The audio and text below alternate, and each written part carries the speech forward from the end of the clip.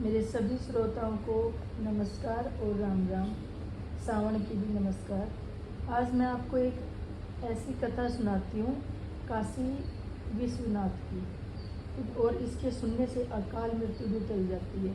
इसलिए प्लीज़ इस कथा को ज़रूर सुनना, सभी को रिक्वेस्ट करती हूँ मैं, क्योंकि ये महाशिवरात्रि काशी विश्वनाथ ज्योतिर्लिंग की कथा है।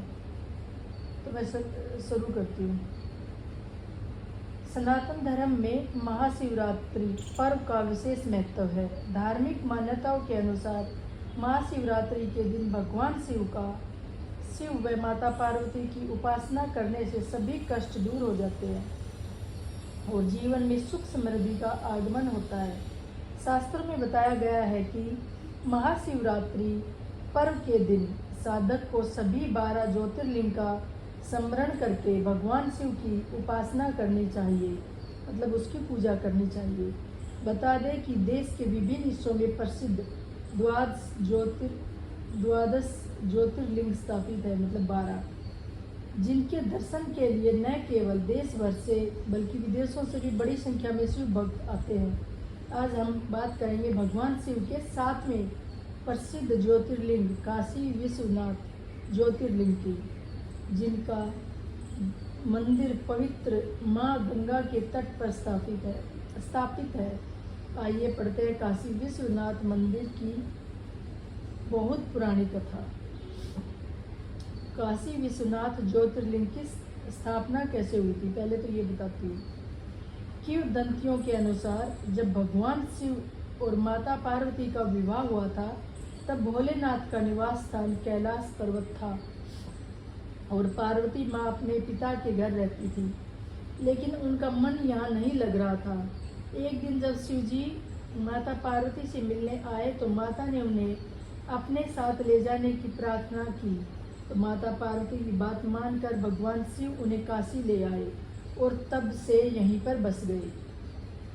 धार्मिक मान्यताओं के अनुसार भगवान शिव की यह नगरी उनके त्रिशूल की नोक पर बसी हुई है और बाबा विश्वनाथ को विश्वेश्वर यानी विश्व के शासक के नाम से भी जाना जाता है।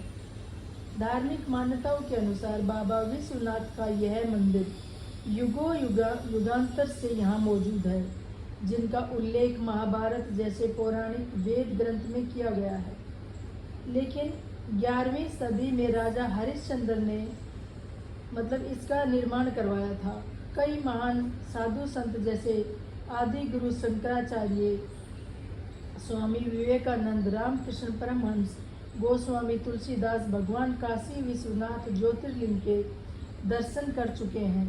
बता दें कि इस भव्य धाम की संपदा को लूटने के लिए कई मुगल आक्रांताओं ने इस मंदिर पर आक्रमण किया।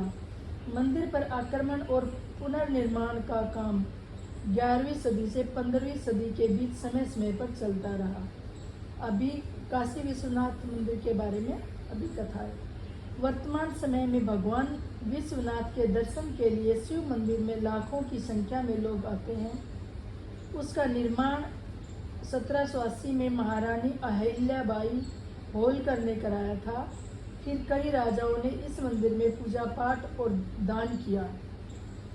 अब उससे जुड़ी हुई कुछ और बातें हैं। काशी विश्वनाथ ज्योतिर्लिंग से जुड़ी कुछ बातें वैदिक पुराणों में बताया गया है कि काशी में भगवान विष्णु के अश्रु गिरे थे, जिसे बिंदु सरोवर का निर्माण हुआ था।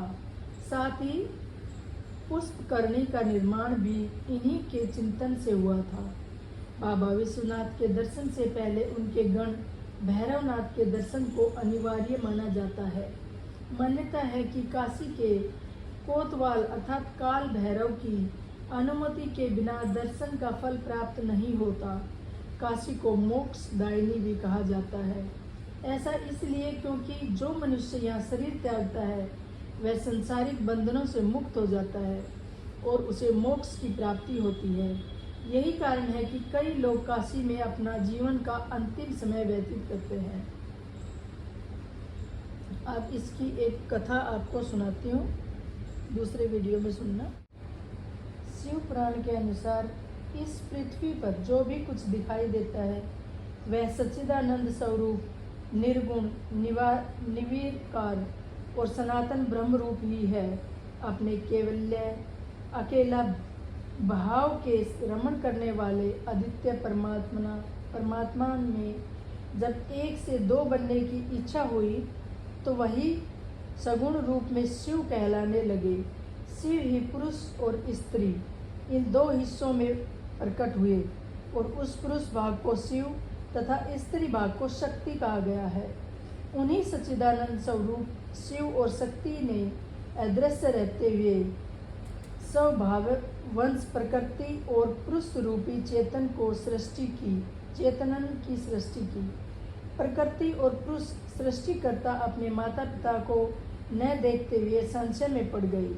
उस समय उन्हें निर्गुण ब्रह्मा की आकाशवाणी सुनाई पड़ी, तुम दोनों को तपस्या करनी चाहिए, जिससे कि बाद में उत्तम सृष्टि का विस्तार होगा।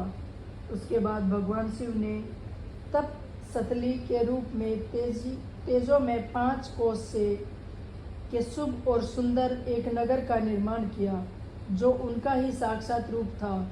उसके बाद उन्होंने उस नगर को प्रकृति और पुरुष के पास भेजा, जो उनके समीप पहुंचकर आकाश में स्थित हो गया।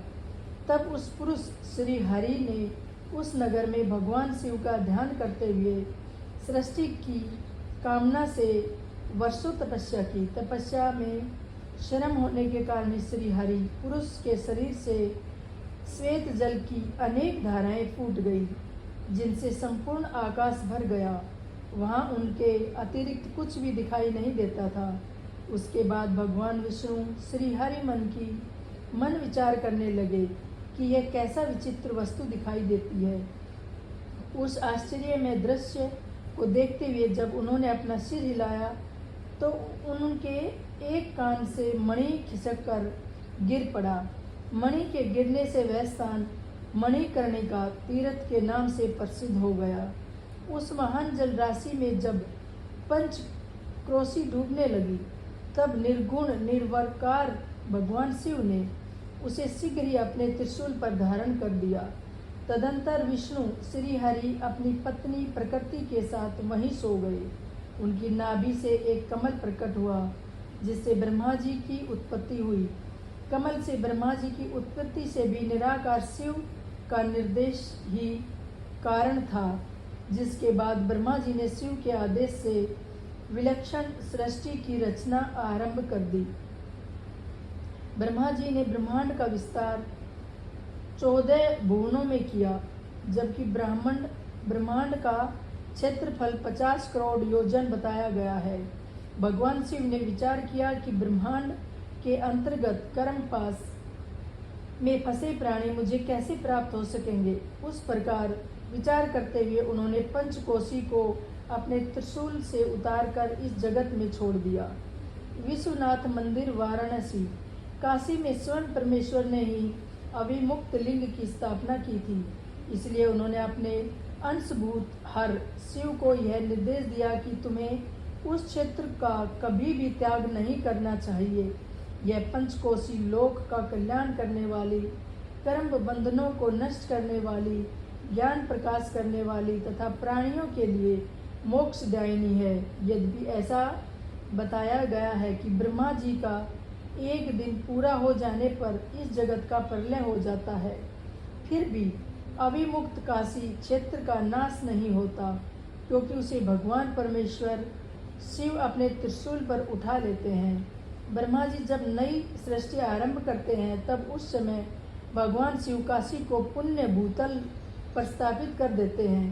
कर्मों का कर्षण नष्ट करने के कारण ही उस क्षेत्र का नाम काशी है, जहाँ मुक्तेश्वर लिंग हमेशा विराजमान रहता है। संसार में जिसको कहीं गति नहीं मिलती, उसे वाराणसी में गति मिलती है। महापुण्यमयी पंचकोशी करोड़ों हत्याओं के दुष्फल का विनाश करने वाली है। भगवान शंकर की यह प्रिय नगरी समान रूप से भोग और मोक्ष को प्रदान करती है। काल अग्नि रुद्र के नाम से विख्यात कैलाशपति शिव अंदर से सतोगुणी तथा बाहर से तमोगुणी कहलाते हैं। यद्यपि ये निर्गुण है, किंतु जब सगुण रूप में प्रकट होते हैं तो शिव कहलाते हैं। रुद्र रूप में पुण्य पुण्य प्रणाम करके निर्गुण शिव से कहा गया, विश्वनाथ महेश्वर, निसंदेह मैं आपका ही हूँ।